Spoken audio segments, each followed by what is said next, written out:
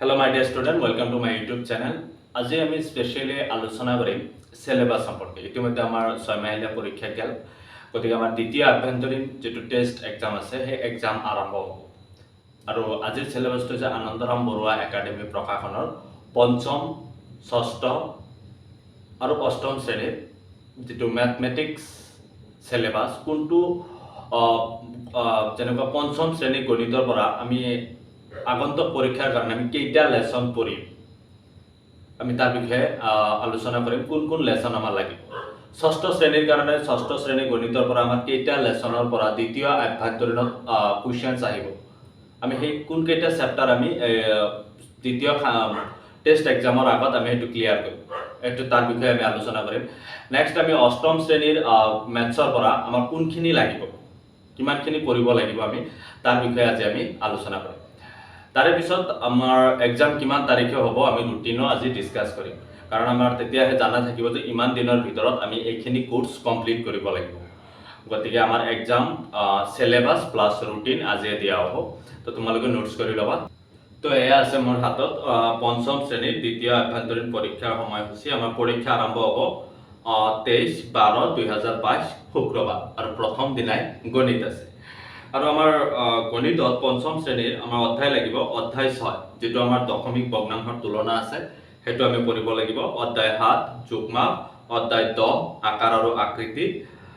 জ্যামিতিৰ পৰা আৰু অধ্যায় 11 পৰিসীমা আৰু কালি নেক্সট আমাৰ ষষ্ঠ শ্ৰেণীৰ পৰীক্ষা হে একেদিনে আৰম্ভ হ'ব 23/12/2022 শুক্ৰবাৰে আৰু প্ৰথম দিনা তোমালোকৰ থাকিব ইংৰাজী আৰু গণিতত আমাৰ অধ্যায় 7 লাগিব অনুপাত অধ্যায় 8 লাগিব বীজগণিত অধ্যায় 10 লাগিব চতুৰ্ভুজ অধ্যায় 11 লাগিব অঙ্কন এক প্ৰশ্ন 1 ৰ পৰা 6 লৈকে 6টা প্ৰশ্ন লাগিব আৰু আভ্যন্তৰীণ মূল্যাঙ্কন কিবা এটা থাকিব নেক্সট আমাৰ সপ্তম শ্ৰেণীৰ একেদিনাই আৰম্ভ হ'ব 23/12/2022 আৰু এদিনা শুক্ৰবাৰ প্ৰথম তোমালোকৰ অসমীয়া আৰু আমাৰ ম্যাথছত লাগিব অধ্যায় 6 বীজগণিত অধ্যায় 7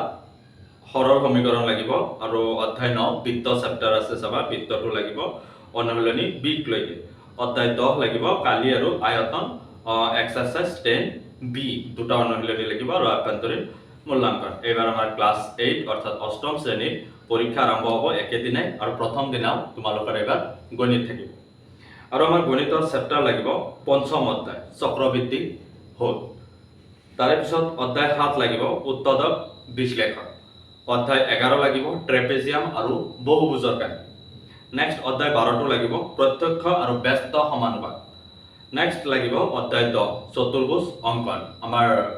যেটো 6 মাহিলীয়া এক্সাম আছিল তাক কোৱেশ্চনছ নম্বৰ 12 লৈকে আছিল নহয় জানো